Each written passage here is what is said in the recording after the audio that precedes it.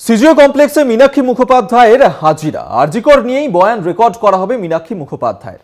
মীনাক্ষীর তলব নিয়ে কটাক্ষ করে পোস্ট করেছেন দেবাংশু ভট্টাচার্য। কিছুক্ষণ আগেই মীনাক্ষী মুখোপাধ্যায় তিনি পৌঁছে গিয়েছেন সিজিও কমপ্লেক্সে, সেই ছবি এই মুহূর্তে তুলে ধরছি আপনাদের সামনে। এবং আরজিকর কাণ্ডে নিয়েই তাকে মূলত আজ তার বয়ান রেকর্ড করা হবে, যার কারণেই তাকে ডেকে পাঠানো হয়েছে। এবং সেই মতোই সকাল 11টায় মীনাক্ষী মুখোপাধ্যায়কে হাজিরা দেওয়ার জন্য বলা হয়েছিল। সিজিও কমপ্লেক্সে ইতিমধ্যেই পৌঁছে গিয়েছেন তিনি, তার বয়ান রেকর্ড শুরু হবে কিছুক্ষণের মধ্যেই। মীনাক্ষী মুখোপাধ্যায় তিনি হাজিরা দিয়েছেন, আরজিকর নিয়েই বয়ান রেকর্ড করা হবে মীনাক্ষী মুখোপাধ্যায়। মীনাক্ষী মুখোপাধ্যায়কে নিয়ে এ কটাক্ষ করে পোস্ট করেছেন দেবাংশু ভট্টাচার্য। আমরা এই নিয়ে আরো কথা বলবো। শাকিল মুস্তাক আমাদের সঙ্গে টেলিফোনে রয়েছেন প্রতিনিধি। শাকিল, কি কারণে মীনাক্ষী মুখোপাধ্যায় তাকে ডেকে পাঠানো হয়েছে আজকে সিজিও কমপ্লেক্সে?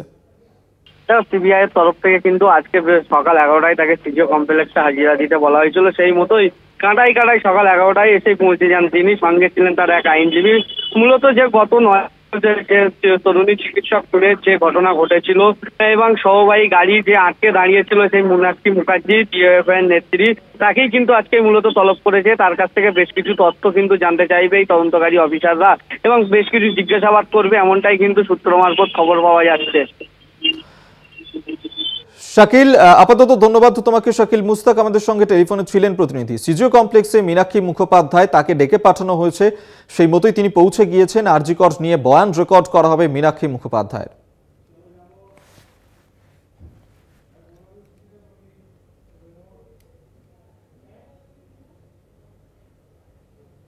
আর এই মুহূর্তে যে খবরের দিকে নজর রাখবো, বন্যা বিধ্বস্ত এলাকা পরিদর্শনে মুখ্যমন্ত্রী মমতা বন্দ্যোপাধ্যায়। গতকালই তিনি পৌঁছে গিয়েছিলেন, আর আজ মেদিনীপুর সার্কিট হাউস থেকে বেরোলেন মুখ্যমন্ত্রী মমতা বন্দ্যোপাধ্যায়।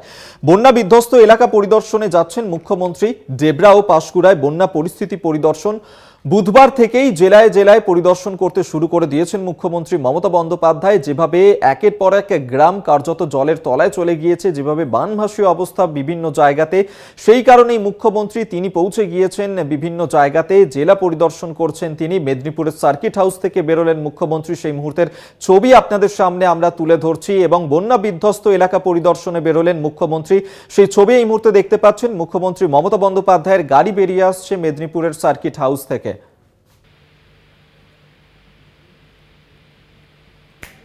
সঞ্জীব দাস আমাদের সঙ্গে টেলিফোনে রয়েছেন প্রতিনিধি, আরো বিস্তারিত জানবো। সঞ্জীব, বন্যা বিধ্বস্ত এলাকা পরিদর্শনে আজও বেরিয়েছেন মুখ্যমন্ত্রী মমতা বন্দ্যোপাধ্যায়। আজকে ঠিক কোথায় কোথায় যাবেন তিনি, কি জানতে পারছো? জানা যাচ্ছে যে এখনো পর্যন্ত যে গতকাল মমতা ব্যানার্জি সন্ধ্যাবেলায় পশ্চিম মেদিনীপুরের সার্কিট হাউসে আসেন এবং পশ্চিম মেদিনীপুরের বিভিন্ন বন্যা কবলিত এরিয়া যেমন ঘাটাল, কেশপুর এইসব এরিয়া ঘুরে তিনি সন্ধ্যাবেলায় মেদিনীপুর সার্কিট হাউসে আসেন এবং এখানে এসে রাত্রিতে ছিলেন। এবং আজকে এই মুহূর্তে বেরিয়ে যাচ্ছেন। এই মুহূর্তে যিনি যাচ্ছেন পশ্চিম মেদিনীপুরের দেবদার কাছে, দেবদা থেকে সম্ভবত পাঁশকুড়া যাবেন, ওখান থেকে কলকাতার উদ্দেশ্যে রওনা দেবেন। সঞ্জীব, আমরা দেখতে পাচ্ছি যে এখনো পর্যন্ত বিভিন্ন জায়গাতে মুখ্যমন্ত্রী মমতা বন্দ্যোপাধ্যায় তিনি গতকালই পৌঁছে গিয়েছেন এবং আজও তার বেশ কিছু জায়গায় পরিদর্শন করবেন। ঠিক আমরা দেখলাম যে মুখ্যমন্ত্রী তিনি কিন্তু বলছেন যে ম্যানমেড বন্যা এটা নিয়ে তৈরি করা হয়েছে। আজকে মুখ্যমন্ত্রী মমতা বন্দ্যোপাধ্যায় তিনি এই মুহূর্তে বেরোচ্ছেন, এখনো পর্যন্ত কিছু জানা যাচ্ছে? পর্যন্ত প্রেসের সাথে আমাদের সাথে আজকে না কথা বললো, তবে গতকাল তিনি জানা গেছিলেন এবং মানুষ মহিলাও কিন্তু অভিযোগ করেছিলেন যে এটা ম্যানমেড বন্যা। এবং সেই মতো মুখ্যমন্ত্রী কারণ জল ছাড়া হয়েছে ডিবিসি থেকে, বিভিন্ন ড্যাম থেকে জল ছাড়া হয়েছে, যেই জল গত কয়েকদিন ধরেই বৃষ্টি থেমে গিয়েছে, জল নামতে শুরু করেছে, কিন্তু তাও জল ছাড়ার পরে বন্যা পরিস্থিতি তৈরি হয়ে আছে। ধন্যবাদ তোমায়। সঞ্জীব দাস আমাদের সঙ্গে টেলিফোনে ছিলেন প্রতিনিধি। ডেবরা ও পাঁশকুড়ায় বন্যা পরিস্থিতি পরিদর্শনে মুখ্যমন্ত্রী মমতা বন্দ্যোপাধ্যায়। মেদিনীপুরের সার্কিট হাউস থেকে বেরোলেন তিনি। বন্যা বিধ্বস্ত এলাকাতে যাবেন আজ মুখ্যমন্ত্রী মমতা বন্দ্যোপাধ্যায়।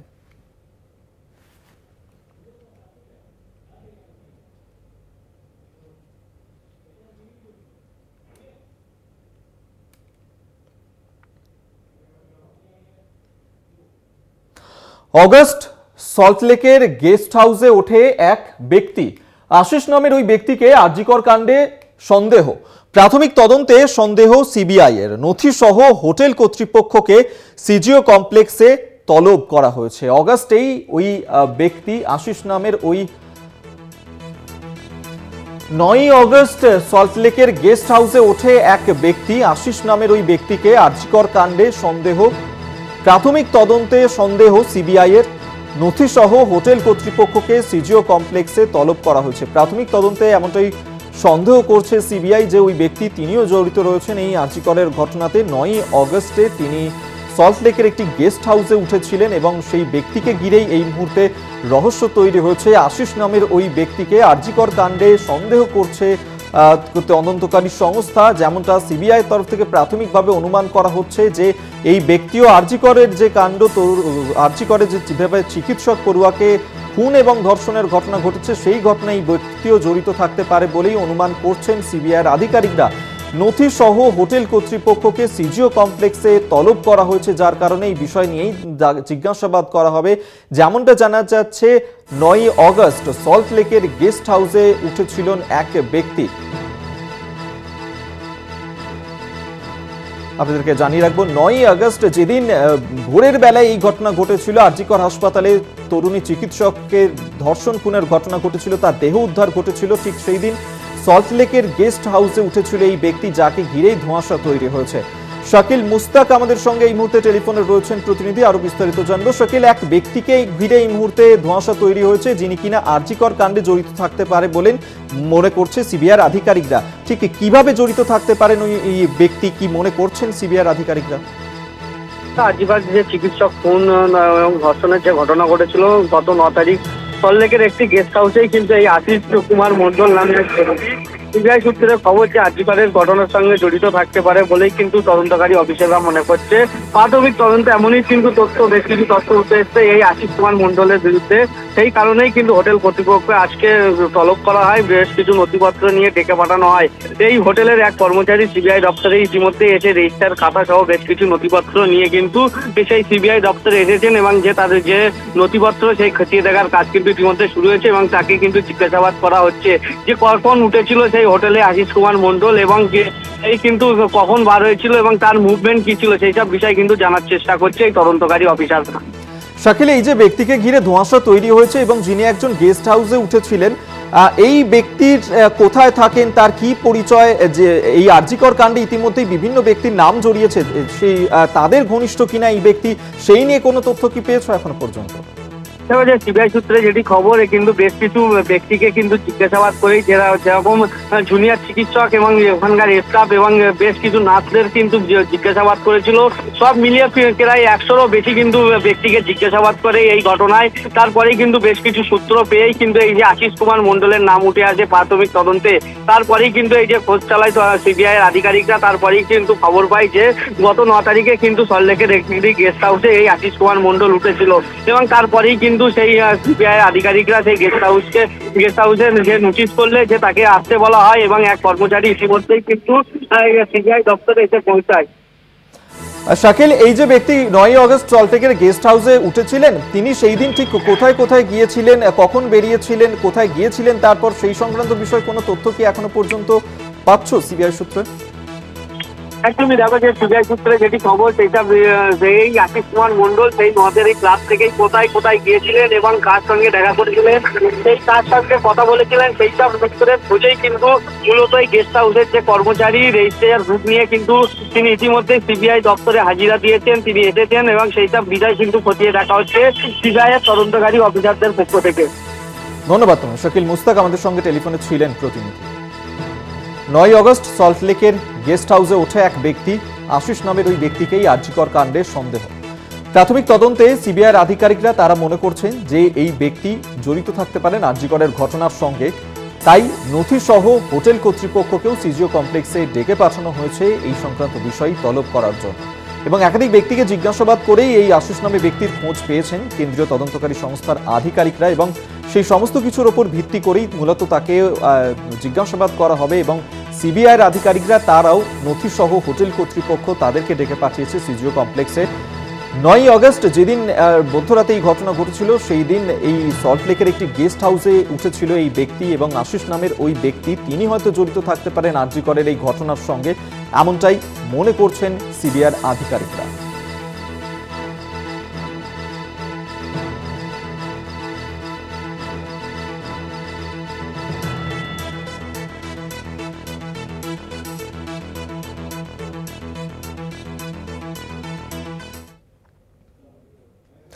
অবস্থান ও কর্মবিরতি প্রত্যাহার নয় জুনিয়র চিকিৎসকদের। কর্মক্ষেত্রে ফিরতে নিরাপদ বোধ করছেন না তারা, তাই কর্মবিরতি অব্যাহতই রাখছেন।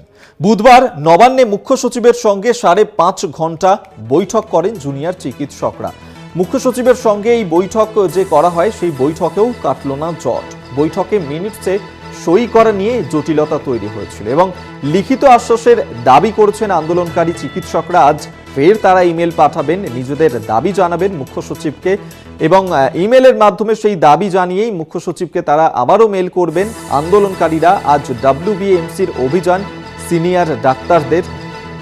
গতকালই মধ্যরাত পর্যন্ত প্রায় 5.5 ঘন্টা ধরে মুখ্য সচিবের সঙ্গে ফের বৈঠকে বসেন জুনিয়র চিকিৎসকরা এবং গতকালের এই বৈঠকেও কাটল না জটিলতা। ঠিক কোন বিষয় নিয়ে জটিলতা, কি দাবি রয়েছে তাদের, কি বললেন গতকালের বৈঠক শেষে জুনিয়র চিকিৎসকরা, শোনাবো আপনাদের। গেছিলাম, আমরা আলোচনায় বসেছিলাম। মাননীয় মুখ্যমন্ত্রী আমাদের প্রত্যেকটি দাবিকে অত্যন্ত সহানুভূতির সঙ্গে শুনেছিলেন এবং আমরা সেই যে স্বচ্ছতার দাবি নিয়ে গেছিলাম সেই রকমভাবেই বোথ সাইডের এগ্রিমেন্টে মাইনিউট সাইন করেই সেখান থেকে এসেছিলাম। কিন্তু আজকের আলোচনায় আমরা যখন বসি, প্রশাসনের তরফ থেকে চিফ সেক্রেটারি, হোম সেক্রেটারি সহ যারা ছিলেন তাদের সঙ্গে অত্যন্ত সদর্থকভাবে কথাবার্তা হলেও আমরা আমাদের তরফ থেকে চতুর্থ এবং পঞ্চম দাবি নিয়ে পরিষ্কার আমাদের সুস্পষ্ট দাবিগুলিকে জানালেও, তার ন্যায্যতাগুলোকে জানালেও, তার যথার্থতাকে পরিষ্কারভাবে রাখলেও তারা মৌখিকভাবে আমাদের সঙ্গে এগ্রিমেন্টে আসেন। তারা বলেন যে হ্যাঁ, এই প্রত্যেকটি দাবিই সঠিক। আমরা যখন বলি যে থ্রেড কালচারের প্রশ্নে প্রত্যেকটি কলেজে কলেজে যে ভয়ের বাতাবরণ তৈরি হয়েছে তার বিরুদ্ধে কলেজ এবং স্টেট লেভেলে এনকোয়ারি কমিটি গঠন করা উচিত, তারা আমাদের সঙ্গে সহমত হন। এরপরেও আমরা অত্যন্ত 5.5 ঘন্টা ধরে আমরা অত্যন্ত সদর্থকভাবে এবং মনে করেছিলাম প্রশাসন অত্যন্ত সদিচ্ছার সঙ্গে, সহানুভূতির সঙ্গে আমাদের এই দাবিগুলি শুনছেন এবং এই দাবিগুলি মেনে নেওয়ার জন্য আশু যে প্রচেষ্টা তা করার চেষ্টা করবেন। কিন্তু মিটিংয়ের শেষে আমরা দেখতে পেলাম যখন আমাদের হাতে মাইনিউটস দেওয়া হলো, সেই মাইনিউটসে বেশিরভাগ কথাকেই বাদ দিয়ে দেওয়া হলো। গেছিলাম, আপনাদেরকে শোনালাম জুনিয়র চিকিৎসকরা তারা ঠিক কি বলেছেন গতকাল। অবস্থান ও কর্মবিরতি এখনই তারা প্রত্যাহার করছেন না। জুনিয়র চিকিৎসকরা তারা গতকাল মুখ্য সচিবকে ইমেল করে জানান নিজেদের দাবি দেওয়া এবং সেক্ষেত্রে এই বৈঠক যে করা হয় সেই বৈঠকেও জটিলতার জট এখনো পর্যন্ত কাটল না। আমরা এই নিয়েই কথা বলেছিলাম তৃণমূল নেতা দেবাংশু ভট্টাচার্যের সঙ্গে এবং তিনি ঠিক কি বলেছেন শোনাব। তাদের তো দাবির ধরন রোজ পাল্টাচ্ছে। আপনি দেখুন না, মিথ্যা সই করা যদি ব্যাপার আমি জানি না, যদি এটা সত্যি হয়ে থাকে তাহলে এটা হতে পারে সরকারের যিনি প্রধান তার থেকে কোন রকম গ্রিন সিগন্যাল না নিয়ে মুখ্য সচিব হয়তো সাইন করতে পারেন না, সেই জায়গাটা হয়ে থাকতে পারে। বাট আমি শিওর নই, কারণ শুধু জুনিয়র ডাক্তারদের ভার্সন শুনে আমি বক্তব্য রাখতে পারবো না। আমার বক্তব্যের জায়গাটা হচ্ছে প্রথম থেকে যারা শুনছেন তারা খেয়াল করে দেখুন এদের দাবি দেওয়া প্রতিনিয়ত পাল্টাচ্ছে এবং আমি আবার বলছি পেছন থেকে যারা নিয়ন্ত্রণ করছেন সেই মানুষগুলোই প্রাইভেটে গিয়ে রোজ ট্রিটমেন্ট করছেন, 1,000-1,500 টাকা করে পয়সা নিয়ে রোজ ট্রিটমেন্ট করছেন, কিন্তু সেই মানুষগুলোই জুনিয়র ডাক্তার ভাই বোনদের করছেন তারা যেন সরকারি কাজে না ফিরে যান। এতে আর কিছুই না, প্রাইভেট সিস্টেমটা ফুলে উঠছে, সরকারি সিস্টেমটা মাঠে মারা যাচ্ছে, তাতে কাজের লাভ এটা বাঙাল মানুষ বোঝে। আপনাদেরকে শোনালাম শাসক দলের তরফে ঠিক কি বলা হচ্ছে এবং জুনিয়র চিকিৎসকরা তারা এখনো পর্যন্ত আন্দোলন এবং কর্মবিরতি চালিয়ে যাচ্ছেন। আমরা এই নিয়ে কথা বলেছিলাম বিরোধী দলের সঙ্গেও। বিজেপি নেতা সজল ঘোষ তিনি কি বলছেন আপনাদেরকে শোনাবো, পাশাপাশি সিপিএম সাংসদ তথা আইনজীবী বিকাশ রঞ্জন ভট্টাচার্য তাঁর কি বক্তব্য শুনুন। ন্যানো কারখানা তোলার সময় 26 দিন ধরে যিনি একটা কলকাতা শহরে ঢোকার গেটওয়ে অফ কলকাতার হাইওয়ে বন্ধ করে যিনি বসছিলেন, সেখানে কি অন্য কোনো কোম্পানির মদত ছিল যে ন্যানো কারখানাকে তুলে দিয়ে অন্য কোনো কোম্পানির লাভ পাইয়ে দেওয়া? তৃণমূলের যে নেতারা এই ধরনের ন্যারেটিভ, এই ধরনের কথা প্রচার করতে চাইছে, আগে তাদের উদ্দেশ্যে এই প্রশ্নটা করুন। ন্যানো কারখানা তোলার সময়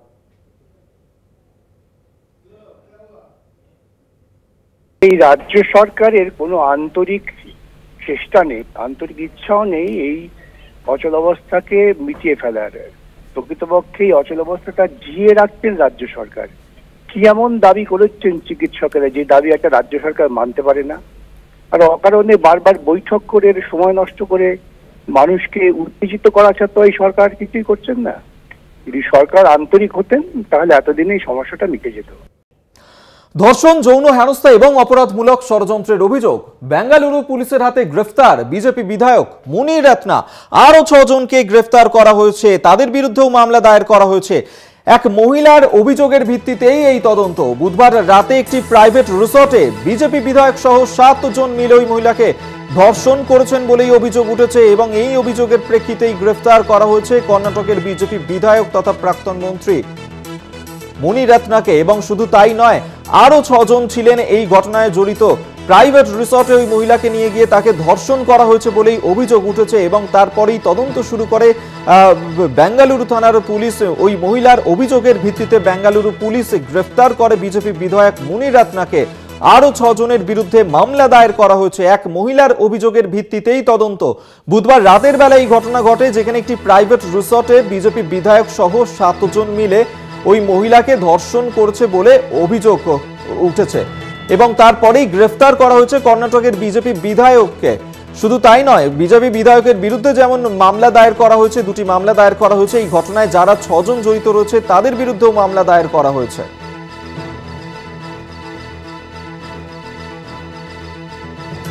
আপনাদেরকে আরেকবার জানিয়ে রাখবো, ধর্ষণ, যৌন হেনস্থা এবং অপরাধমূলক ষড়যন্ত্রের অভিযোগেই গ্রেফতার কর্ণাটকের বিজেপি বিধায়ক মুনি রত্না। বিজেপি বিধায়ক মুনি রত্নাকে গ্রেফতার করল পুলিশ। আরো 6 জনকে গ্রেফতার করেছে।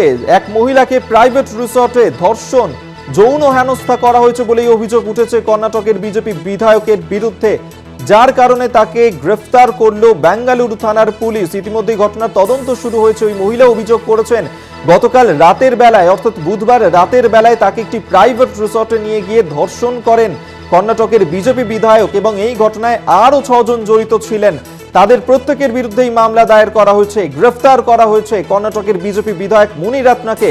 ধর্ষণ, যৌন হেনস্থার অভিযোগ উঠেছে এবং যা নিয়ে ইতিমধ্যেই রাজ্যে যে ছবি আমরা দেখতে পাচ্ছি, একদিকে যখন আরজি করের ঘটনা নিয়ে যেভাবে সোচ্চার হচ্ছে বিজেপি এবং অন্যদিকে সেই বিজেপিরই এক বিধায়কের বিরুদ্ধে অভিযোগ উঠল কর্ণাটকের ঘটনা, ধর্ষণ, যৌন হেনস্থা করা হচ্ছে বলে অভিযোগ।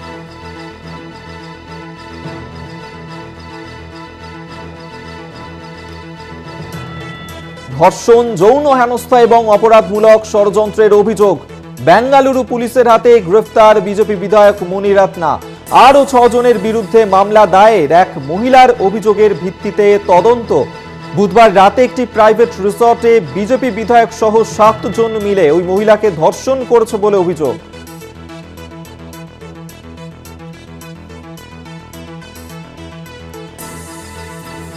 আপনাদের আরেকবার জানিয়ে রাখবো, কর্ণাটকের বিজেপি বিধায়কের বিরুদ্ধেই যে অভিযোগ উঠেছে, এক মহিলাকে প্রাইভেট রিসর্টে নিয়ে গিয়ে ধর্ষণ, যৌন হেনস্থা করা হয়েছে।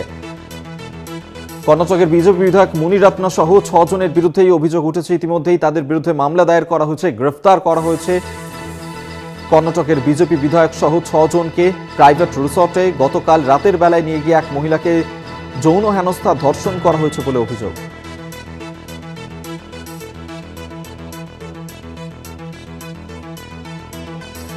বিজেপি নেতা সজল ঘোষ এই মুহূর্তে আমাদের সঙ্গে রয়েছেন।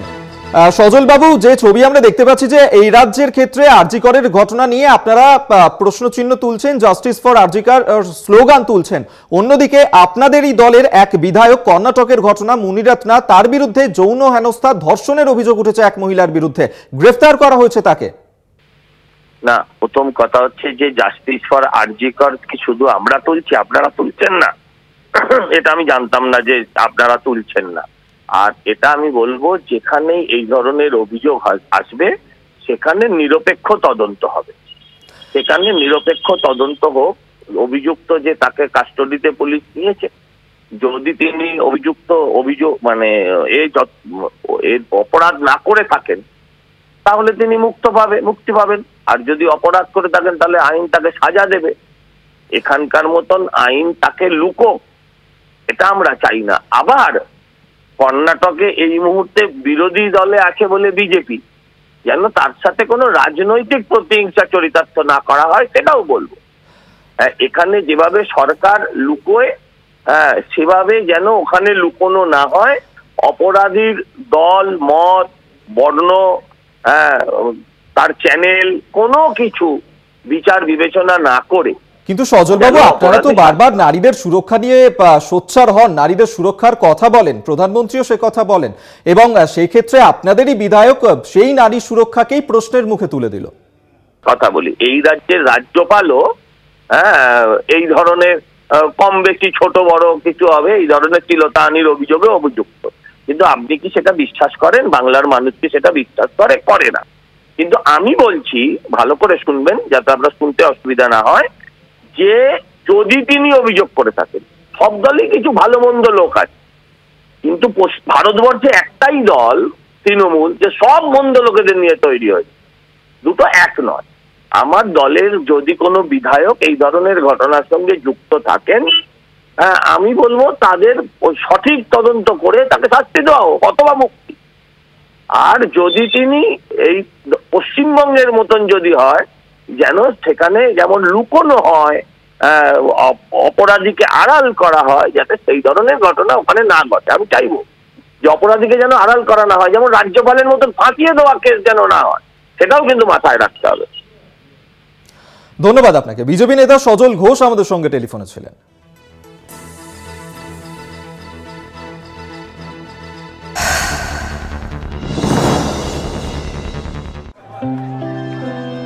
We may seem different, but when we get together in celebrations, it's twice the joy, twice the fun. Tours experiences. All India কম্পিটিশনের মানে হলো লক্ষাধিক লোকের সাথে প্রতিযোগিতা। প্রোটিনেক্স থাকলে সব সম্ভব। প্রোটিনেক্সে এরকম আছেটা কি? এতে আছে 34% প্রোটিন আর বায়োটিন, যা বডি আর মাইন্ডকে হেলদি রাখতে সাহায্য করে। 8 সপ্তাহে পার্থক্য দেখা যায়। প্রোটিনেক্স থাকলে সব সম্ভব।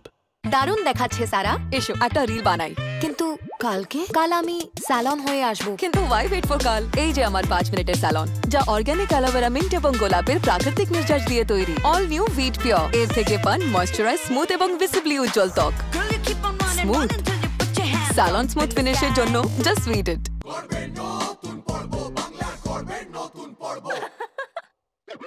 সেই দিন যাদের নিয়ে দেখা স্বপ্ন, পতাকাটা উড়বেই নিয়ে গর্ব, বাকি চোখ খুলে এক শটে বল চলে। ইন্ডিয়ান সুপার লিগ শুধুমাত্র জিও সিনেমা আর স্পোর্টস 18 তে। লাইজল শক্তি খুব স্ট্রং আর গাঢ়, মাত্র 69 টাকায়। লাইজল শক্তি, সবচেয়ে দমদার, পরিষ্কার, চমৎকার।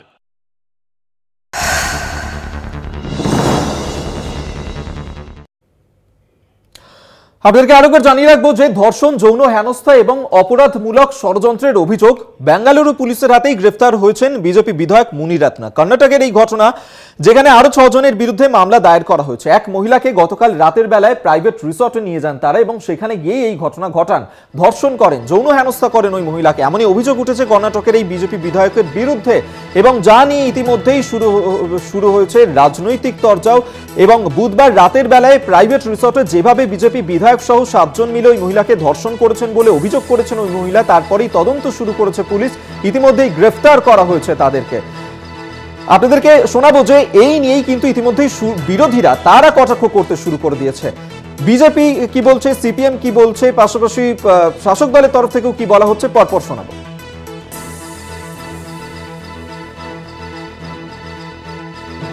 বিজেপি শাসিত রাজ্যে সবসময় দেখা যায় বিজেপির মদতে বা বিজেপির দলের নেতৃত্বের দ্বারা এই ধরনের অপরাধ সংঘটিত হয়। ঘটনাচক্রে কর্ণাটকে এখন তালা বদলে গিয়েছে, তাই ধরা পড়েছে, ধরাও পড়ছে না। এই নরেন্দ্র মোদীর উত্তরপ্রদেশ বেনারস নিজের কেন্দ্র, বিএইচইউর ভেতরে, ইউনিভার্সিটির ভেতরে পিএইচডি স্কলার ছাত্রীকে যারা ধর্ষণ করেছে তাদেরকে মালা পরিয়েছে। এখন দেখার যে এই নতুন গুণান্বিত বিধায়ক, তাকে আবার কবে বিজেপি মালা পরিয়ে বরণ করে। সারা ভারতবর্ষে প্রধানমন্ত্রী অনেক কথা বলেন, বড় বড় কথা বলেন।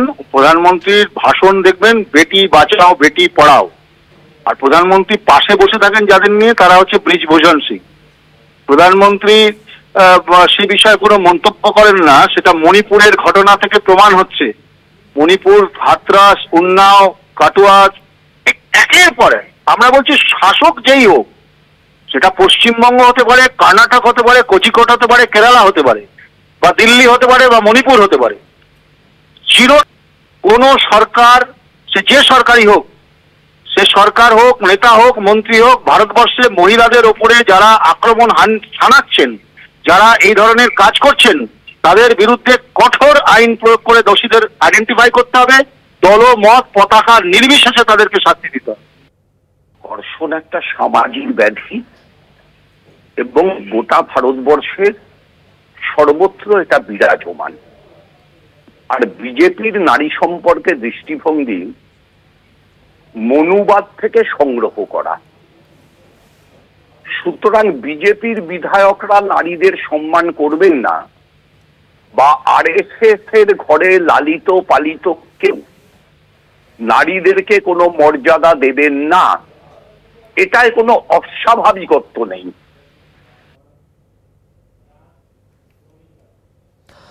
নজর রাখবো অন্যান্য খবরের দিকেও। তুলোর গোডাউন ভেঙে বিপত্তির ঘটনা হাওড়ার ঘুষুরিতে। সেখানেই জেএন মুখার্জি রোডের এই ঘটনা ঘটেছে, যেখানে চাপা পড়ে মৃত্যু হয়েছে 4 জন শ্রমিকের। উদ্ধারের পরই তাদেরকে হাওড়া হাসপাতালে নিয়ে যাওয়া হয় এবং সেখানেই তাদেরকে মৃত বলে ঘোষণা করা হয়েছে।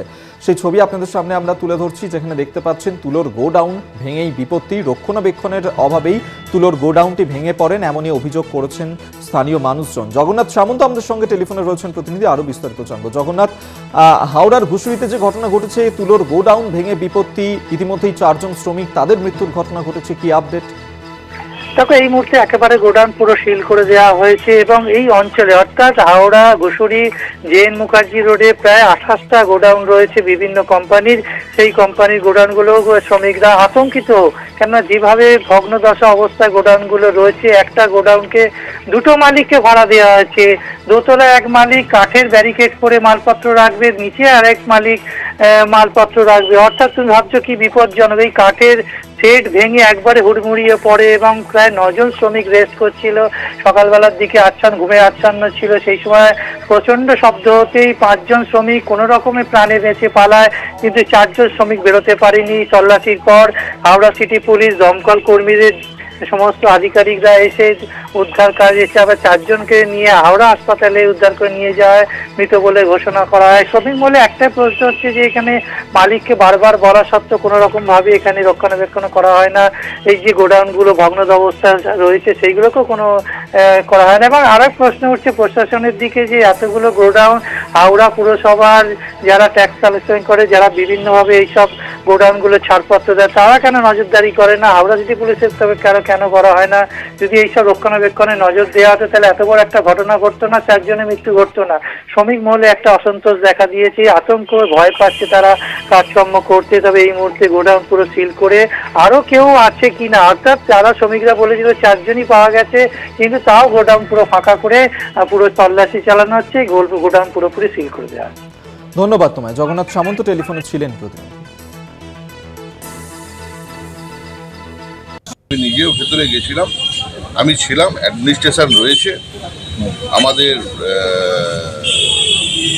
দমকল এবং recovery team, Howrah city police খুব তৎক্ষণাৎ সকাল 4টে থেকে কাজ করছে।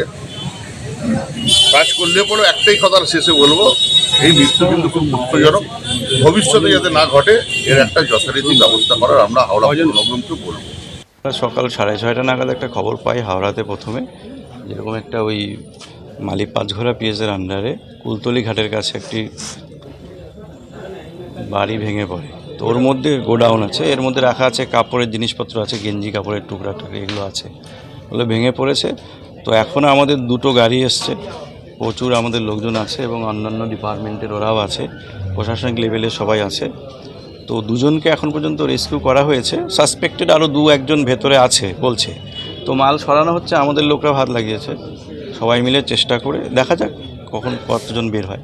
মানে কি পড়েছে, শুধু পাঁচিল নাকি?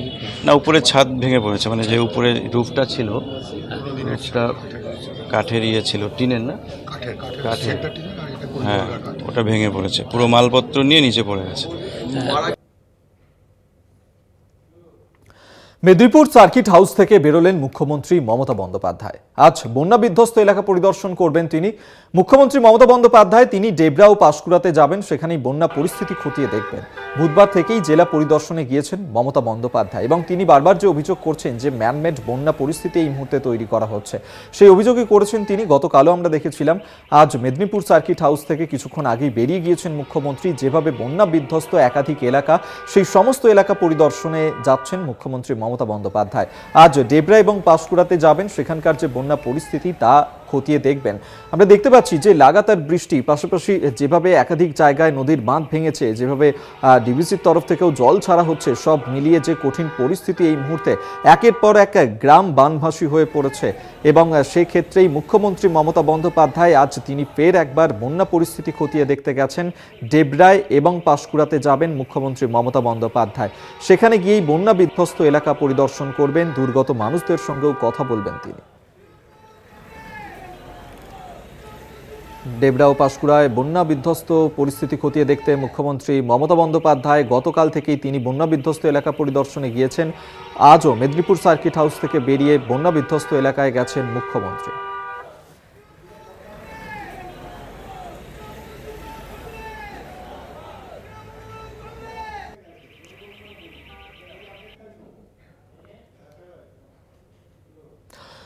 এরপর যে খবরে নজর রাখবো, বীরভূমে বন্যা পরিস্থিতি নিয়ে জেলা প্রশাসনের উচ্চ পর্যায়ের বৈঠক। উপস্থিত সেচ মন্ত্রী মানস ভূঁইয়া, কারাগার মন্ত্রী চন্দ্রনাথ সিংহ, 2 সাংসদ, জেলার সমস্ত বিধায়ক এবং জেলা শাসক। যেভাবেই বীরভূমের একের পর এক গ্রাম কার্যত বন্যা বিধ্বস্ত পরিস্থিতি এবং সেই নিয়েই উচ্চ পর্যায়ের বৈঠক ডাকা হয়েছিল আজ। এবং বন্যা বিধ্বস্ত পরিস্থিতি নিয়েই জেলা প্রশাসনের এই উচ্চ পর্যায়ের বৈঠক, যেখানে সেচ মন্ত্রী মানস ভূঁইয়া উপস্থিত ছিলেন, চন্দ্রনাথ সিনহা তিনি উপস্থিত ছিলেন এবং পাশাপাশি 2 সাংসদ, জেলার সমস্ত বিধায়ক, জেলা শাসক তারাও উপস্থিত। আজকের এই উচ্চ পর্যায়ের বৈঠক ডাকা হয়েছে। বীরভূমের বন্যা পরিস্থিতি নিয়েই আজকের এই উচ্চ পর্যায়ের বৈঠক।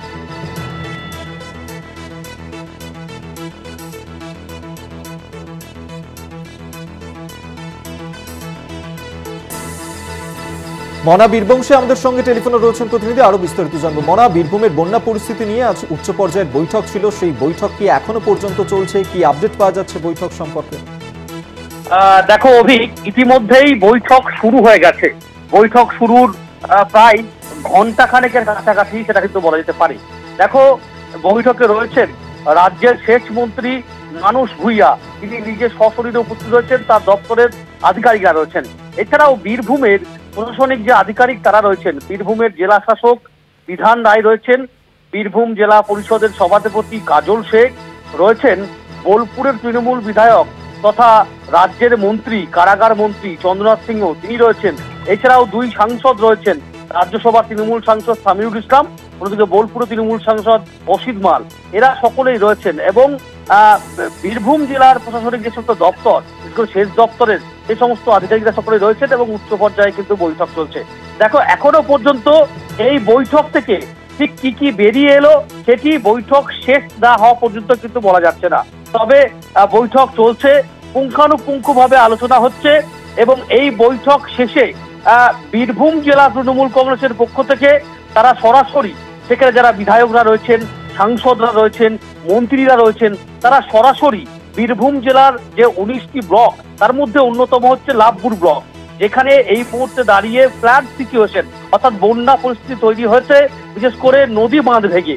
যে গ্রাম মূলত ইফেক্টেড হয়েছে, বলরামপুর থেকে শুরু করে হরিপুর, জয়চন্দ্রপুর, চতুর্ভুজপুর, এই যে গ্রামের দুর্গত মানুষ, যাদের বিশেষ করে বিভিন্ন রকম দিক থেকে সামগ্রিকভাবে সহযোগিতার হাত কিন্তু বাইরে দিচ্ছে জেলা প্রশাসন, বিভিন্ন ত্রাণ পৌঁছে দেওয়া হচ্ছে। তুমি জানো যে এই গ্রামগুলি মিলিয়ে ওভারঅল 8টি ত্রাণ শিবির করা হচ্ছে, সেখানে প্রতিদিন রান্না বান্না হচ্ছে, খাওয়ানো দাওয়ানো হচ্ছে। এই গ্রামে তারা আবার আসবেন, নতুন করে তৃণমূল কংগ্রেসের পক্ষ থেকে সেখানে কিন্তু ত্রাণ শিবির পৌঁছে দেওয়া হবে। দেখো, তার আগে এই মুহূর্তে দাঁড়িয়ে যে উচ্চ পর্যায়ে বৈঠক চলছে, সেই বৈঠকে মূলত যে বিষয়গুলো উঠে আসবে, প্রথমত হচ্ছে যে দেখো, বছরের পর বছর প্রত্যেক বছর আমরা দেখতে পাচ্ছি যে বিশেষ করে শিবা যে অঞ্চল, সেই অঞ্চলের পাশ দিয়ে যে বয়ে গেছে কুঁয়ে নদী, সেই কুয়ে নদী বাঁধ কিন্তু বারবার করে ভেঙে যাচ্ছে। এক মাসের ব্যবধানে দুবার বাঁধ ভাঙলো, একবার ঠিবা অঞ্চলে ঠিবার গ্রাম দিকে, আর এবার দিন কয়েক আগেই তুমি জানো একদিকে প্রাকৃতিক দুর্যোগ, প্রবল বর্ষণ, অন্যদিকে জলাধার থেকে সারা জল, এই দুইয়ের দাপটে আবার নতুন করে কুয়ে নদীর যে বলরামপুর দিকে গ্রাম সেখানে বাঁধ ভাঙলো। এই বাঁধ যাতে কিভাবে শক্তিশালী করা যায়, আরো যাতে বাঁধ বা অতিরিক্ত বৃষ্টি হলে যাতে বাঁধ না ভাঙে, সেই বিষয়টি যেমন পর্যালোচনা করা হবে। এবং এই আলোচনা থেকে অবশ্যই এটি রাজ্য স্তরের প্রশাসনিক যে শীর্ষ আধিকারিকরা যারা রয়েছেন বা রাজ্যের মুখ্যমন্ত্রী মমতা বন্দ্যোপাধ্যায়ের দৃষ্টি আকর্ষণ করা হবে, সরকারের কাছে দৃষ্টি আকর্ষণ করা হবে যে কিভাবে এই বাঁধ সুনিশ্চিত করা যায়। 1 নম্বর বিষয়। 2 নম্বর বিষয় হচ্ছে, তুমি জানো যে শুধুমাত্র বীরভূম জেলার 19টি ব্লকের মধ্যে লাভপুর যে এফেক্টেড এমনটা নয়, আরো যে সমস্ত ব্লকগুলি রয়েছে যে ব্লক এফেক্টেড হয়েছে, কোথাও কজয়ে ডুবেছে, কোথাও সেতু, সেই সেতু ভেঙে পড়েছে, কোথাও বাড়ি ভেঙে পড়েছে। এই যে প্রাকৃতিক দুর্যোগ, কারণ তুমি জানো যে 72 ঘন্টা টানা বৃষ্টিতে 200 মিলিমিটার বৃষ্টি বীরভূম জেলায় হয়েছে, আর সেই নিয়ে চিন্তার ভাঁজ কিন্তু প্রশাসনকে বাড়িয়েছে। এবং সেই সমস্ত বিষয় নিয়ে আজকের এই বৈঠকে আলোচনা পর্যালোচনা চলছে, অবশ্যই নজর থাকবে আমাদের এদিকে। আপাতত ধন্যবাদ। মনা বীরবংশী আমাদের সঙ্গে টেলিফোনে ছিলেন প্রতিনিধি।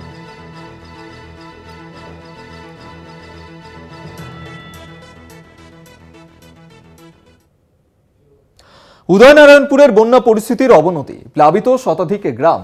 হাওড়া উদয়নারায়ণপুর যোগাযোগ পুরোপুরি বিচ্ছিন্ন হয়ে পড়েছে। আমতা উদয়নারায়ণপুর রাজ্য সড়কও চলে গিয়েছে জলের তলাতে। উদয়নারায়ণপুরে সেখানেই বন্যা বিধ্বস্ত পরিস্থিতি। উদয়নারায়ণপুরে সেখানেই বন্যা বিধ্বস্ত পরিস্থিতির ছবি আপনাদের সামনে আমরা তুলে ধরছি। দেখতে পাচ্ছেন প্লাবিত হয়েছে শতাধিক গ্রাম। হাওড়া উদয়নারায়ণপুর যোগাযোগ পুরোপুরি বিচ্ছিন্ন হয়ে গেছে। রূপম দাস আমাদের সঙ্গে টেলিফোনে রয়েছেন, প্রতিনিধি, বিস্তারিত জানবো। রূপম, কি পরিস্থিতি এই মুহূর্তে উদয়নারায়ণপুরের? দেখো অভিজ্ঞতা, এই মুহূর্তে যে পরিস্থিতি, আমি সকালেই ছবি দেখিয়েছিলাম, উদয়নারায়ণপুর থেকে জল যেটা আসছে সেটা হচ্ছে অলরেডি এবার যে আমতা যে বর্ডার, আমতা এবং উদয়নারায়ণপুর ব্লকের যে বর্ডার, সেই বর্ডার অলরেডি পার হচ্ছে। আমতা 2 ব্লকের হচ্ছে কিছু গ্রাম অলরেডি ডুবতে বসেছে ইতিমধ্যেই। এখানে ডিএম সাহেবের যে ভিজিট, তার সঙ্গে আমতার যে সুকান্ত পাল তিনিও এখানে আসেন, এসে হচ্ছে তিনি হচ্ছে জল কতটা বাড়ছে না বাড়ছে সেটা খতিয়ে দেখেন। অভিজ্ঞতা, ধন্যবাদ তোমায়। রূপম দাস আমাদের সঙ্গে টেলিফোনে ছিলেন প্রতিনিধি। সেই ছবি এই মুহূর্তে দেখাচ্ছি সরাসরি আপনাদেরকে, যেখানে বন্যা পরিস্থিতি পরিদর্শনে গিয়েছেন মুখ্যমন্ত্রী মমতা বন্দ্যোপাধ্যায়। সেই ছবি এই মুহূর্তে দেখাচ্ছি আপনাদেরকে। গতকাল থেকেই তিনি বিভিন্ন জায়গায় বন্যা বিধ্বস্ত যে এলাকাগুলি রয়েছে সেখানে পরিদর্শনে গিয়েছেন। আজও তিনি মেদিনীপুর সার্কিট হাউস থেকে বেরিয়ে সরাসরি তিনি বন্যা বিধ্বস্ত এলাকা পরিদর্শনে গিয়েছেন। সেই ছবি দেখতে পাচ্ছেন আপনাদেরকে দেখাচ্ছি সরাসরি, যেখানে একের পর এক গ্রাম কার্যত জলের তলায় চলে গিয়েছে। যেভাবে বানভাসী অবস্থা, একের পর এক গ্রামে যেভাবে বাড়ি ভেঙে পড়েছে এবং মানুষজন তাদেরকে ঘর ছাড়া হতে হয়েছে, সেই সমস্ত এলাকা পরিদর্শনে যাচ্ছেন মুখ্যমন্ত্রী মমতা বন্দ্যোপাধ্যায়। দেখতে পাচ্ছেন সেই ছবি। মুখ্যমন্ত্রী মমতা বন্দ্যোপাধ্যায় তিনি এই মুহূর্তে পৌঁছে গিয়েছেন, বন্যা বিধ্বস্ত এলাকা পরিদর্শন করছেন। গতকাল থেকেই তিনি বন্যা বিপর্যস্ত যে এলাকাগুলি রয়েছে সেখানে পরিদর্শনে যেতে শুরু করেছেন। আজও সেই মতো পৌঁছে গিয়েছেন। সেই ছবি সরাসরি আপনাদেরকে আমরা দেখাচ্ছি। এবং একের পর এক গ্রাম কার্যত জলমগ্ন হয়ে পড়েছে। যেভাবে বানভাসী অবস্থা, সেই সমস্ত এলাকায় যেভাবে মানুষজন তাদেরকে ঘর ছাড়া হতে হয়েছে, একের পর এক ঘর বাড়ি তা জলের তলায় তলিয়ে গিয়েছে। সেই সমস্ত এলাকার মানুষজন, তাদের সঙ্গেও দেখা করতে গিয়েছেন মুখ্যমন্ত্রী মমতা বন্দ্যোপাধ্যায়। দুর্গতদের সঙ্গেও কথা বলবেন তিনি। এই মুহূর্তে সেই ছবি দেখাচ্ছি।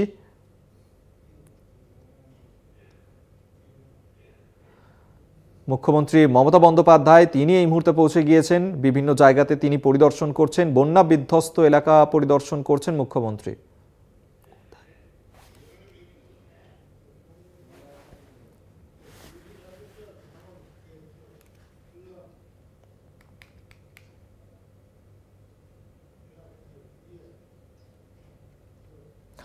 দ্বারকেশ্বর নদে ভয়ঙ্কর ভাঙন। নদের পাড়ের 10 পরিবারকে সরিয়ে স্কুলে নিয়ে গেল প্রশাসন। বাঁকুড়ার ওন্দার বীরসিংহপুর গ্রামের দ্বারকেশ্বর গ্রামে ভাঙন আতঙ্কে ঘুম ছুটেছে ওই গ্রামের নদের পাড়ের মানুষদের। বিশেষ নজরদারি প্রশাসনের। নদের পাড়ের 10 পরিবারকে সরানো হয়েছে অন্যত্র। ইতিমধ্যেই গ্রামে যেভাবে ভাঙন ধরেছে তাতে স্থানীয় মানুষজন তারা আতঙ্কিত হয়ে পড়েছেন এবং যেভাবে দ্বারকেশ্বর নদের ভয়ঙ্কর ভাঙন দেখা দিয়েছে যার কারণে স্থানীয় মানুষজন তাদেরকে কার্যত ঘর ছাড়া হতে হয়েছে। বাঁকুড়ার ওন্দার বীরসিংহপুর গ্রামের দ্বারকেশ্বর গ্রামে ভাঙন আতঙ্কে ঘুম উড়েছে গ্রামের নদী পাড়ের মানুষদের। বিশেষ নজরদারি চালাচ্ছে প্রশাসন। বাঁকুড়ার ওন্দার বীরসিংহপুর গ্রামের সেই ছবি এই মুহূর্তে তুলে ধরছি আপনাদের সামনে। স্বরূপ গঙ্গোপাধ্যায় আমাদের সঙ্গে টেলিফোনে রয়েছেন প্রতিনিধি, আরো বিস্তারিত জানবো। স্বরূপ, দ্বারকেশ্বর নদে যেভাবে ভাঙন দেখা গিয়েছে যার কারণে মানুষজন তাদেরকে অন্যত্র সরিয়ে নিয়ে যাওয়া হয়েছে, এখনো পর্যন্ত প্রশাসনের তরফ থেকে স্থানীয় মানুষজন তাদের জন্য কি কি ব্যবস্থা নেওয়া হয়েছে, কি পরিস্থিতি এই মুহূর্তে সেখানকার? দেখো, বেশ কয়েকদিনে যে টানা বৃষ্টি, তার বৃষ্টির জেরেই দ্বারকেশ্বর নদ ফুলে ফেঁপে ওঠে এবং তার জেরেই বাঁকুড়ার উন্দা ব্লকে বীরসিংহপুর গ্রামের যে ভয়াবহ চিত্র গ্রামবাসীদের চোখের সামনে উপরে উঠেছে, অর্থাৎ নদীর গর্ভে চাষ জমি এবং তার সাথে সাথে নদীর পাড়ের গাছগাছালি যেভাবে নদীর গর্ভে বিলীন হয়ে গিয়েছে এবং ভাঙনের কম্পন এবং তীব্রতা এতটাই ভয়ঙ্কর ছিল যে গ্রামের মানুষের আতঙ্কের রাত্রি কেটেছে বেশ কয়েকটা দিন। গতকাল ওরা ব্লক প্রশাসনের তরফ থেকে নদের পাড়ের যে বসবাসকারী মানুষজন প্রায় 10টি পরিবারকে স্থানীয় যে প্রাইমারি স্কুল রয়েছে সেই স্কুলে তাদেরকে রাখা হয়েছে এবং প্রশাসনিক একটা তৎপরতা, একটা উদ্যোগ শুরু হয়েছে। কারণ যেহেতু এই মুহূর্তে দ্বারকেশ্বর নদের মধ্যে জল রয়েছে, তাই হঠাৎ করে এই মুহূর্তে নদের বাঁধ বাঁধানো সম্ভব নয়। সেই কারণের জন্য একটা অপেক্ষার প্রয়োজন রয়েছে। পাশাপাশি মানুষের নিরাপত্তার দিকটা খতিয়ে দেখে তাদেরকে স্কুলের মধ্যেই রাখার এখন পরিকল্পনা নেওয়া হয়েছে, যাতে কোনোভাবেই নদের পাড়ের বসবাসকারী 10টি পরিবার যাতে কোনোভাবেই বাড়ির মধ্যে বসবাস না করেন। কারণ এখনো কিন্তু ভাঙন কিন্তু চলছে এবং ভাঙনের তীব্রতা এবং তার যে কম্পন, সেই কম্পনের জেরে আশেপাশের বাড়িগুলো কিন্তু কেঁপে উঠছে, যে কোনো সময় ভেঙে পড়তে পারে। এখনো পর্যন্ত প্রশাসনিকভাবে 10টি পরিবারকে স্কুলের মধ্যে রাখা হয়েছে, তাদের সব ধরনের ব্যবস্থা নেওয়া হয়েছে। ধন্যবাদ তোমায়। স্বরূপ গঙ্গোপাধ্যায় টেলিফোনে ছিলেন প্রতিনিধি। 9 আগস্ট সল্টলেকের গেস্ট হাউসে ওঠে এক ব্যক্তি। আশিস নামের ওই ব্যক্তিকে আরজিকর কাণ্ডে সন্দেহ। প্রাথমিক তদন্তে যেমনটা অনুমান করছেন সিবিআইয়ের আধিকারিকরা যে তিনি হয়তো এই আরজিকর ঘটনার সঙ্গে জড়িত থাকতে পারেন। নথি সহ হোটেল কর্তৃপক্ষ তাদেরকেও সিজিও কমপ্লেক্সে তলব করা হয়েছে। কারণ 9 আগস্ট সল্টলেকের একটি গেস্ট হাউসে আশিস নামের ওই ব্যক্তি তিনি উঠেছিলেন এবং সেই দিন তিনি ঠিক কার সঙ্গে দেখা করেছিলেন, কোথায় কোথায় গিয়েছিলেন, সেই সমস্ত বিষয় নিয়ে এই মুহূর্তে তদন্ত করছে তদন্তকারী অফিসাররা। ইতিমধ্যেই ওই গেস্ট হাউসে কর্তৃপক্ষ তাদেরকেও সিজিও কমপ্লেক্সে ডেকে পাঠানো হয়েছে, বিভিন্ন নথি সহ তাদেরকে সিজিও কমপ্লেক্সে ডেকে পাঠানো হয়েছে। শাকিল মুস্তাক আমাদের সঙ্গে টেলিফোনে রয়েছেন প্রতিনিধি, আরো বিস্তারিত জানবো। শাকিল, 9 আগস্ট সল্টলেকের যে গেস্ট হাউসে ওই ব্যক্তি উঠেছিলেন তার পরিচয় সম্পর্কে কি এখনো পর্যন্ত কিছু জানা যাচ্ছে? আরজিকরের এই ঘটনার সঙ্গে তিনি ঠিক কিভাবে জড়িত থাকতে পারেন, কি অনুমান করছে সিবিআইয়ের আধিকারিকরা? সেটাই খোঁজেই কিন্তু সিবিআই তদন্তকারীরা সেই সূত্রই খুঁজছে। কিন্তু আরজিকর যে ধর্ষণ এবং খুনের যে ঘটনা ঘটেছিল গত 9 তারিখ সল্টলেকের একটি গেস্ট হাউসেই কিন্তু উঠেছিল এই আশিস নামে এক ব্যক্তি। সিবিআই সূত্রে আরজিকরের ঘটনার সঙ্গে জড়িত থাকতে পারে এই ব্যক্তি। প্রথম কিন্তু এই তদন্তে এমনই কিন্তু উঠে আসছে প্রাথমিক তদন্তে সিবিআই এর কাছে। সেই কারণেই হোটেল কর্তৃপক্ষকে আজ সমস্ত নথি নিয়ে ডেকে পাঠানো হয়। হোটেলের এক কর্মচারী সিবিআই দপ্তরে ইতিমধ্যে এসে পৌঁছে গেছেন। তার হাতে ছিল একটি রেজিস্টার খাতা সহ বেশ কিছু নথি। তাকে কিন্তু ইতিমধ্যে যে রেজিস্টার খাতা এবং যে নথি এনেছে সেগুলো খতিয়ে দেখা হচ্ছে তদন্তকারী অফিসারদের পক্ষ থেকে এবং তাকে বেশ কিছু জিজ্ঞাসাবাদও করা হচ্ছে, এমনটা একটু সিবিআই সূত্রে খবর। এই আশিস কুমার মণ্ডল তিনি 9 তারিখ কখন এসেছিলেন, কি পরিচয় দিয়েছিলেন, কি বা কখন বেরিয়েছিলেন, ওর মুভমেন্ট গতিবিধি কি ছিল, সেই সব কিন্তু জানার চেষ্টা করছে এই সিবিআই তদন্তকারী অফিসাররা। শাকিল, এই যে ব্যক্তি আশিস, সে ঠিক কি কারণে সেই দিন এই গেস্ট হাউসে এসেছিল এবং কোথায় কোথায় গিয়েছিল, কার সঙ্গে দেখা করেছিল, সেই বিষয়ে এখনো পর্যন্ত কি কোনো তথ্য পেয়েছে সিবিআইয়ের আধিকারিকরা? যে সিবিআই তদন্তকারী অফিসাররা সেই সূত্রের খোঁজেই কিন্তু এই যে রেজিস্টার খাতা এবং বেশ কিছু নথি কিন্তু ওই যে গেস্ট হাউসে উঠেছিল 9 তারিখ এই আশিস কুমার মণ্ডল, সেই কিন্তু রেজিস্টার খাতা এবং বেশ কিছু নথি কিন্তু ওই হোটেলের যে ম্যানেজার আছে তাকে কিন্তু তলব করলে তিনি কিন্তু এই যে কর্মচারী আছে তাকে কিন্তু পাঠায় এবং তার হাতে বেশ কিছু যে রেজিস্টার খাতা এবং নথি ছিল সেই সবগুলো কিন্তু খতিয়ে দেখা হচ্ছে এই আশিস কুমার মণ্ডল কে এবং কোথায় থাকে এবং কি এর মুভমেন্ট, কি গতিবিধি, সেই সবগুলো কিন্তু খতিয়ে দেখছে সিবিআইয়ের আধিকারিকরা। যে হোটেলে তিনি উঠেছিলেন, যে গেস্ট হাউসে উঠেছিলেন, সেই গেস্ট হাউস কর্তৃপক্ষ তাদের তরফ থেকে কিছু জানতে পেরেছো? 9 তারিখ সল্টলেকের যে গেস্ট হাউসে উঠেছিল সেই আশিস কুমার মণ্ডল, তারপরেই কিন্তু সিবিআই আধিকারিকরা কিন্তু সেই গেস্ট হাউসের খোঁজ পায় এবং সেই গেস্ট হাউসের সঙ্গে যোগাযোগ করলে, তলব করলে আজ সকালেই কিন্তু তারা কিন্তু আসে এবং তারা জানায় যে সিবিআই আধিকারিকরা তাদেরকে এই সিজিও কমপ্লেক্সের ডাকে পাঠিয়েছে এবং সেই জন্য কিন্তু তারা এই যে গেস্ট হাউসের বেশ কিছু নথিপত্র, রেজিস্টার খাতা নিয়ে কিন্তু তারা এই যে সিবিআই এর দপ্তরে এসেছেন এবং সিবিআই যে তদন্তে সহযোগিতা করবে বলে তারা কিন্তু জানাচ্ছে। ধন্যবাদ তোমায়। শাকিল মুস্তাক টেলিফোনে ছিলেন প্রতিনিধি।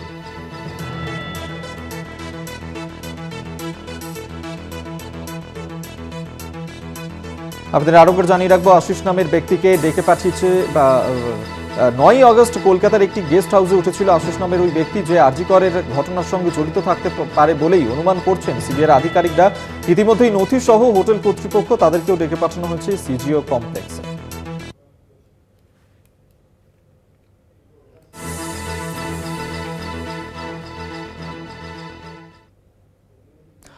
সিজিও কমপ্লেক্সে মীনাক্ষী মুখোপাধ্যায়, তাকে আজকে ডেকে পাঠানো হয়েছিল। সকাল 11টায় হাজিরা দেওয়ার জন্য বলা হয়েছিল, সেই মতোই তিনি পৌঁছে গিয়েছেন সিজিও কমপ্লেক্সে এবং আজকে তার বয়ান রেকর্ড করা হবে। আরজি কর নিয়েই বয়ান রেকর্ড করা হবে মীনাক্ষী মুখোপাধ্যায়।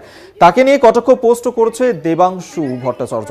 সিজিও কমপ্লেক্সে মীনাক্ষী মুখোপাধ্যায়, সেই ছবি এই মুহূর্তে দেখাচ্ছি আপনাদেরকে। তিনি কিছুক্ষণ আগেই পৌঁছে গিয়েছেন সিজিও কমপ্লেক্সে, তার বয়ান রেকর্ড করা হবে, সেই জন্যই তাকে ডেকে পাঠানো হয়েছে। আরজি কর নিয়েই বয়ান রেকর্ড করা হবে মীনাক্ষী মুখোপাধ্যায়।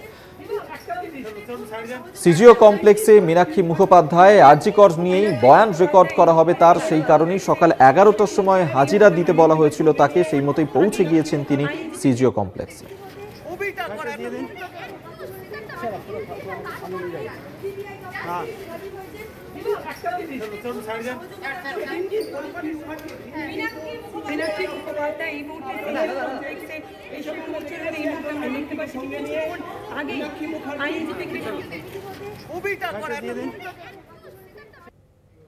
আর এই মুহূর্তে যে ঘটনার দিকে নজর রাখবো, আরজি কর কাণ্ডে ধর্ষণ এবং যে খুনের ঘটনা, সেই ঘটনাতে ইতিমধ্যেই সিবিআই গ্রেফতার করেছে সন্দীপ ঘোষকে। পাশাপাশি টালা থানার ওসি যাকে সাসপেন্ড করা হয়েছিল অভিজিৎ মণ্ডল, তাকে এই মুহূর্তে নিয়ে যাওয়া হচ্ছে স্বাস্থ্য পরীক্ষা করার জন্য, মেডিকেল করানোর জন্য তাদেরকে এই মুহূর্তে নিয়ে যাওয়া হচ্ছে। সিবিআই তাদেরকে গ্রেফতার করেছে, একের পর এক জিজ্ঞাসাবাদ পর্ব তো তাদেরকে চলছেই এবং এই আরজি করের ঘটনাতে যাদের ভূমিকা প্রশ্নের মুখে পড়েছিল, আপনারা জানেন যে ইতিমধ্যেই সন্দীপ ঘোষ, তাকে আর্থিক তছরূপের ঘটনা এর আগেই গ্রেফতার করা হয়েছিল, তারপর তাকে আরজি করের ধর্ষণ ও খুনের ঘটনাতেও গ্রেফতার করা হয়েছে। অন্যদিকে টালা থানার ওসি সাসপেন্ড করা হয়েছে অভিজিৎ মণ্ডল, তারও মেডিকেল করানোর জন্য তাকে আজ নিয়ে যাওয়া হচ্ছে, স্বাস্থ্য পরীক্ষা করা হবে এই দুজনেরই। আপনারা জানেন যে এর আগেই যেমনটা সিবিআই তরফ থেকে বলা হয়েছিল যে এই আরজি করের ঘটনা, সেই ঘটনাতে যেভাবে বিতর্কের মুখে পড়েছিল এই দুজনের ভূমিকা, সেই ভূমিকার নিয়েই কিন্তু প্রশ্ন উঠেছিল এবং নির্যাতিতার পরিবারের তরফ থেকেও একাধিক অভিযোগ করা হয়েছিল তাদের বিরুদ্ধে। ইতিমধ্যেই তাদেরকে তদন্তের আওতায় নিয়ে আসা হয়েছে, তাদের মেডিকেলের জন্য এই মুহূর্তে তাদেরকে বের করে নিয়ে যাওয়া হচ্ছে। দেখতে পাচ্ছেন সেই ছবি, সন্দীপ ঘোষ, অভিজিৎ মণ্ডলের স্বাস্থ্য পরীক্ষার জন্য তাদেরকে নিয়ে যাওয়া হয় হাসপাতালে।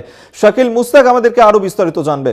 শাকিল, আজকালের যে তরুণী চিকিৎসক খুন ও ধর্ষণ যে ঘটনা ঘটেছিল, তারই মামলায় কিন্তু গ্রেপ্তার হয় যে প্রাক্তন অধ্যক্ষ সন্দীপ ঘোষ এবং টালা থানার তৎকালীন ওসি অভিজিৎ মণ্ডল। তাদেরকে ইতিমধ্যেই কিন্তু কোর্টে প্রডিউস করা হয়, কোর্টে পাঠানো হয়। তারপরেই কিন্তু তারা 3 দিনের সিবিআই হেফাজতে আসে। পরবর্তী সময় ফের কোর্টে কিন্তু তাদের তোলা হলে কিন্তু সিবিআই আধিকারিকরা তাদেরকে কিন্তু ফের হেফাজতে নেয়, 3 দিনের হেফাজত নেয়। এরপরেই কিন্তু আজকে সকালে কিন্তু যে বিআর সিং হসপিটাল আছে যে শিয়ালদায়, তাদের কিন্তু স্বাস্থ্য পরীক্ষার জন্য ইতিমধ্যেই নিয়ে যাওয়া হয়েছে সল্টলেক সিজিও কমপ্লেক্স থেকে। ধন্যবাদ তোমায় শাকিল মুস্তাক, আমাদের সঙ্গে টেলিফোনে ছিলেন প্রতিনিধি।